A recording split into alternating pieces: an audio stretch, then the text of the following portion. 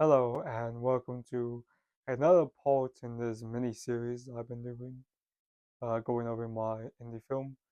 I did mean to upload yesterday, but to be honest, I couldn't really think of a topic because the editing of the film was not really that interesting.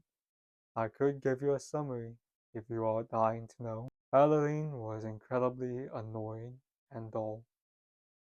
Okay, I did have a mate of mine that had experiences with editing. And I remember I reached out to him and I was like, hey, if I were to pay you to edit my film, how much would you charge me? And he said, I was like, oh, I wouldn't charge you. You know, if the video makes any ad revenue, then I'll charge you 50-50. So I was like, oh, fair enough. And so I decided to save that for later because I was like uh, very early on during filming. And so as filming was on to wrap up, I decided to text him again and be like, hey, can you still do this? And he was like, yeah, I can still do this. And so, you know, movies started to get more and more finished until all the scenes were done filming. And that's when I decided to text him again and be like, hey, the movie is done. The movie is finally coming to an end, and I have it scheduled for May 11th. And this is when things got weird too because, it always took him a few days to reply to me, but then it started to take a bit longer than just a few days. And, as the movie was starting to inch closer to its release date, he really just didn't reply to me. And so I was kind of left in this odd position. Do I wait for a reply from him, for him to tell me that he couldn't do it? Or do I just bite the bullet and edit it for myself? And I just decided to just say, fuck it. And I decided to just edit the film myself. And to this day, I don't really know why he just didn't flat out tell me that I couldn't do it.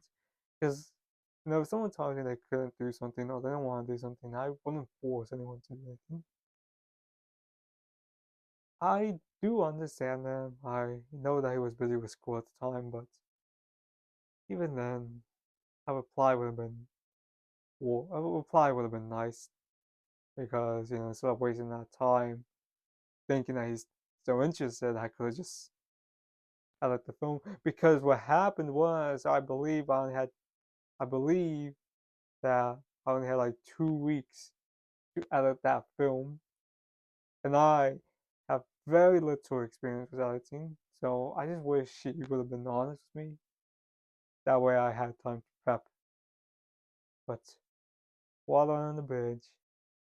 Maybe if, to be honest, I did try to, I did invite him to movie premiere. I'm gonna get into that. So in January, me and Krishna vaguely talked about the idea of premiering the movie live, to a lot of I want to say friends. Like saying mate's a bit of a habit of mine, anyways. But we were trying to invite all our friends, folks from me, Krishna, Nunta, to watch the movie live. And we were talking about like finding a venue.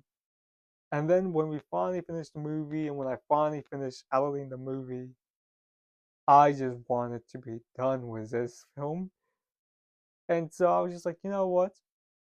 Planning it out, planning all that out, feels like it would take more effort for this film that I was done with. So I was like, we'll just scale it back. We'll invite a few of our close friends, and we'll just watch it at my house. Buy some food, buy some food, you know. And this is when it truly sets in. I invited practically every one of my close friends to watch it, and then my lab mates to watch it, who I was relatively close with at the time. And when that movie finally released, you know, or more so when the little get together was supposed to happen, none of them texted me. None of them even showed up. No one showed up to my movie premiere. And the worst part was, a lot of them never even opened my message. A lot of them didn't even bother to reply to my message. And that was like the worst of it, was because it was such a devastating blow because I've always talked about releasing a film or releasing a piece of art and showing it. And they always knew me as the artist. And the first time that I actually released something that's worth a damn, no one shows up. Like the views, shockingly, got there. I believe we were close to 100 by the end of the day. But I remember that was like one of the worst days, honestly, because it's such a terrible feeling because all my insecurities were proven correct that day. I always feared that I was never truly important to a lot of people. And the fact that I didn't even want a response from any of them shows me that I never truly mattered to any of them. And I know it sounds petty, but even after all this came about, I still tried to make up with them, and none of them replied to me.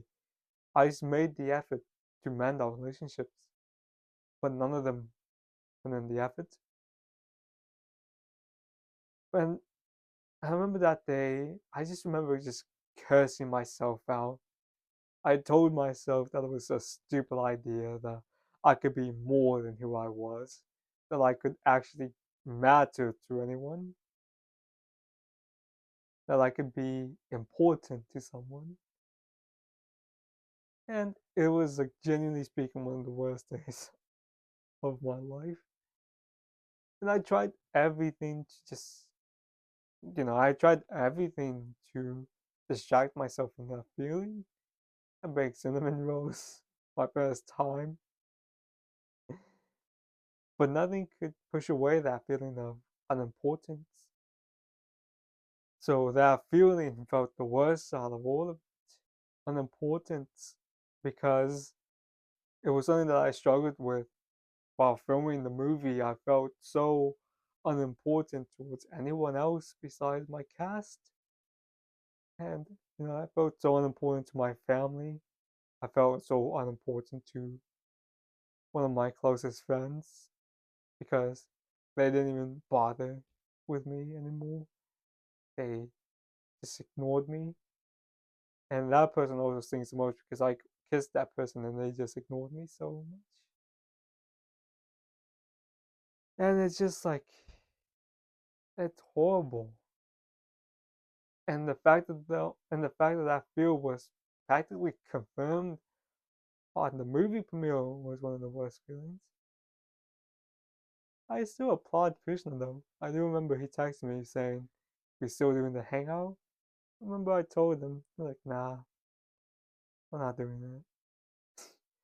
Felt like SpongeBob and Patrick, to be honest. But it was just a terrible feeling that day. My day was officially ruined. As a matter of fact, my entire week was ruined. But few things happened, very unexpected things. I got a message from someone who wasn't the most familiar with, and she told me that she was watching the film and that she liked it so far. I later found out that she said that the dynamic between Yokai and Toru seemed oddly sensual and romantic. But I knew someone was gonna say it eventually, so that made me chuckle a bit. But the most unexpected one came from someone who I had a little close contact with, and then we kind of just fell off. We didn't really talk that often. And I remember she just reached out to me, telling me that she was watching the film, and she congratulated me on it, and we had a little talk. Told her how I was feeling at the time. Told her about my day. She told me that, like, she told me that you created a movie, and not many people could say that. Not many people could say that they kept to a project, but you did. And that definitely meant a lot to me. To this day, I don't think she knows just how much of an impact that had because she enjoyed my film. And not only that, but she watched it with one of her friends too. They told me how they were both laughing, and